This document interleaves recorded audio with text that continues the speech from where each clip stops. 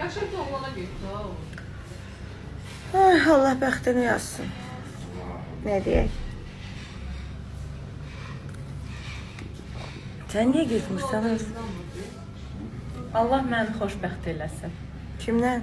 Özümlə bir.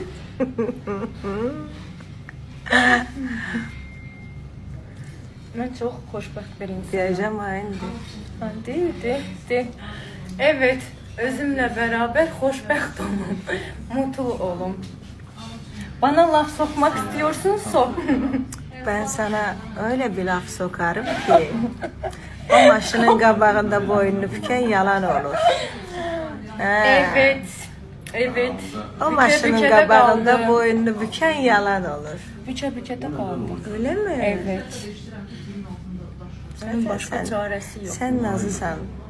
Belə olanda deyir, nazı nazı, ay nazı, gəl etməsən bu Burada nazı. mahnıları Nizrə yazıblar da Nazilərə anlama deyirəm. Niyə mənim adımı Nazilə qoyubsan? Niyə mən Nazilə? Nazilər.